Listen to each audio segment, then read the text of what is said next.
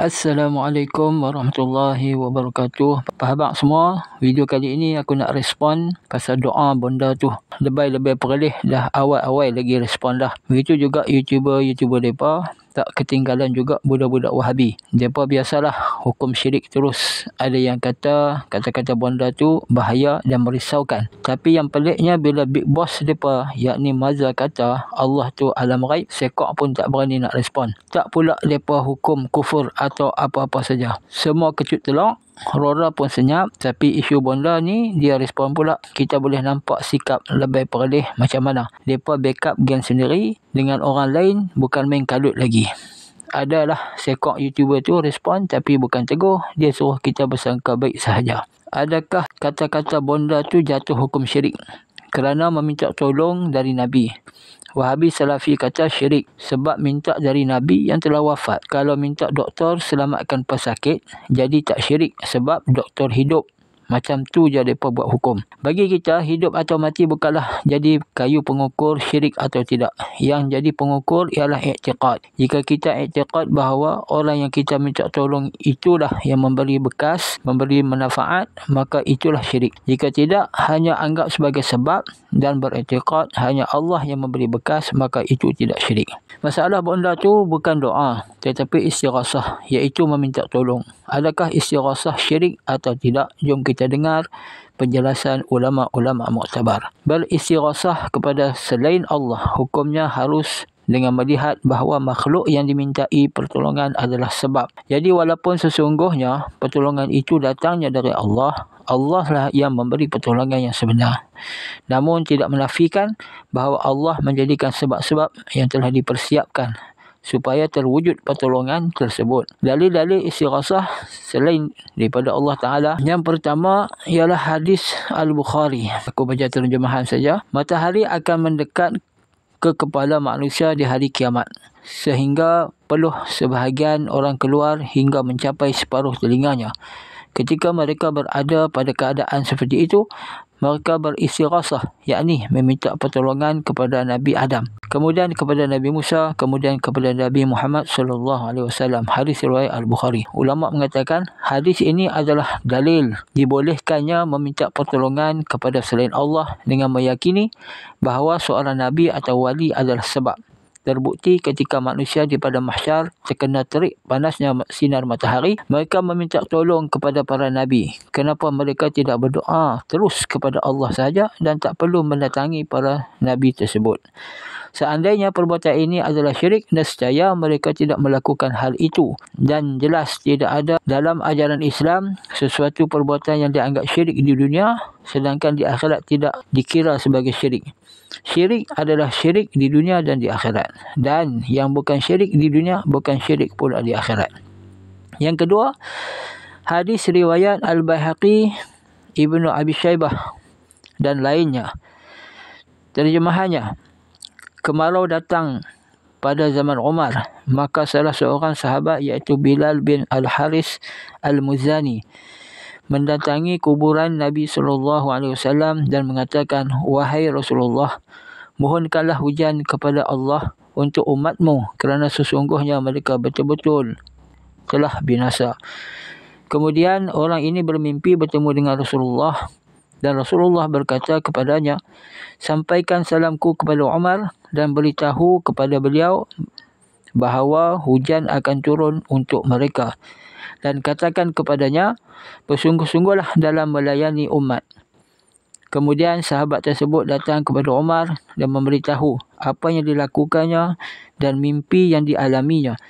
Umar menangis dan mengatakan, "Ya Allah, saya akan kerahkan semua upayaku kecuali yang aku tidak mampu." Hadis ini dinilai sahih oleh Al-Baihaqi, Ibnu Katsir, Al-Hafiz Ibnu Hajar dan lain-lainnya. Ulama mengatakan hadis ini menunjukkan dibolehkannya beristighasah dengan para nabi dan wali yang meninggal dengan cara nida, yakni memanggil, iaitu ya Rasulullah. Ketika Bilal Ibn Haris Al-Muzani mengatakan, "Istasqi li ummatika," maknanya mohonkanlah hujan kepada Allah untuk umatmu, bukan ciptakanlah hujan untuk umatmu.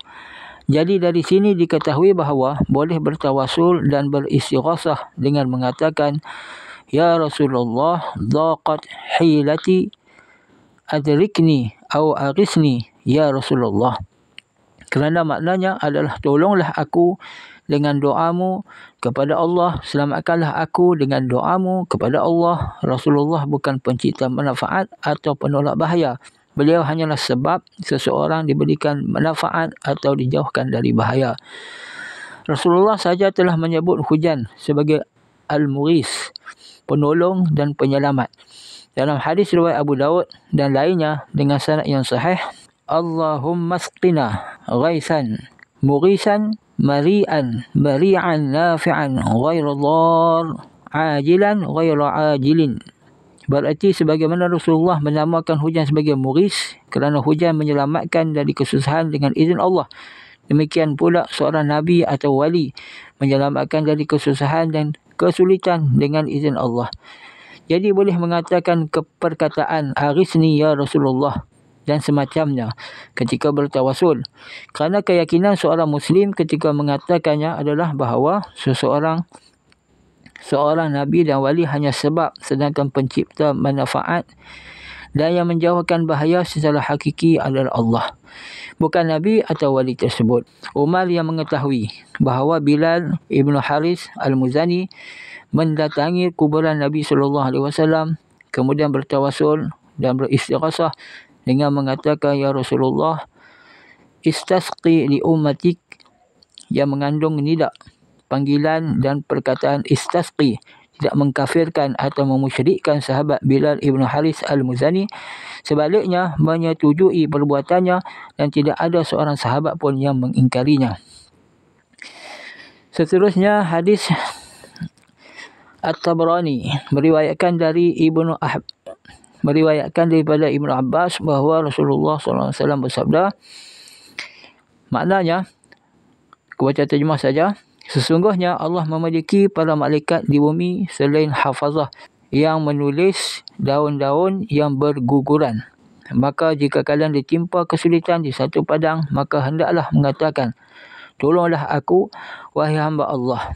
Hadis riwayat At-Tabrani dan Al-Hafiz Al-Hasami mengatakan perawi-perawinya terpercaya, juga diriwayatkan oleh Al-Bazzar dan Ibnu As-Sunni. Hadis ini dinilai hasan oleh Al-Hafiz Ibnu Hajar dalam Al-Amali. Ulama mengatakan hadis ini menunjukkan dibolehkannya beristi'anah dan beristighasah dengan selain Allah, iaitu para salihin, meskipun tidak di hadapan mereka dengan cara nida, yakni memanggil. Imam Nawawi telah menyebut riwayat Ibnu As-Sunni dalam kitabnya Al-Azkar, mengatakan sebahagian dari guru-guruku yang sangat alim pernah menceritakan bahawa pernah satu ketika lepas haiwan tunggangannya dan beliau mengetahui hadis ini, lalu beliau mengucapkannya, maka seketika haiwan tunggangan tersebut berhenti berlari. Saya pun satu ketika bersama satu jemaah, kemudian terlepas seekor binatang mereka dan mereka berusaha menangkapnya dan tidak berhasil. Kemudian saya mengatakannya dan seketika binatang tersebut berhenti tanpa sebab kecuali ucapan tersebut. Ini menunjukkan bahawa mengucapkan tawasul dan istighasah tersebut adalah amalan para ulama hadis dan yang lainnya. Seterusnya, hadis yang diriwayatkan oleh Al-Bukhari dalam kitabnya Al-Adabul Mufrad dengan sanad yang sahih tanpa illat dari Abdurrahman bin Sa'ad. Beliau berkata, satu ketika kaki Ibnu Umar terkena semacam kelumpuhan. Maka salah seorang yang hadir mengatakan, sebutkanlah orang yang paling anda cintai. Lalu Ibnu Umar mengatakan, Ya Muhammad. Seketika itu kaki beliau sembuh. Asar ini juga diriwayatkan oleh Al-Imam Ibrahim Al-Harbi dalam kitabnya Gharibul Hadis. Ulama mengatakan, hadis ini menunjukkan bahawa sahabat Abdullah bin Umar melakukan istighasah dengan nida, Ya Muhammad adrikni bidu'aika ilallah, adalah tolonglah aku dengan doamu kepada Allah. Hal ini dilakukan setelah Rasulullah SAW wafat. Ini menunjukkan bahawa boleh istighasah dan bertawasul dengan Rasulullah setelah beliau wafat, walaupun dengan menggunakan lafaz nida. Jadi nida al-mayyat, yakni memanggil seorang Nabi dan wali yang telah meninggal, bukan syirik. Sekadar itu sahaja, terpulang kepada hampa nak percaya ulama-ulama muktabar atau lebih-lebih boleh Tapi bagi aku, ulama-ulama semisal Imam Nawawi, Ibn Hajar Al-Asqalani lebih alim daripada lebay-lebay perleh. Kalau tanya budak-budak Wahabi, jangan kata lebay perleh. Kata-kata hadis serkut pun mereka percaya lebih dari ulama muktabar. Nak buat macam mana? Otak mereka memang otak udang. Okey, jumpa lagi. Assalamualaikum warahmatullahi wabarakatuh.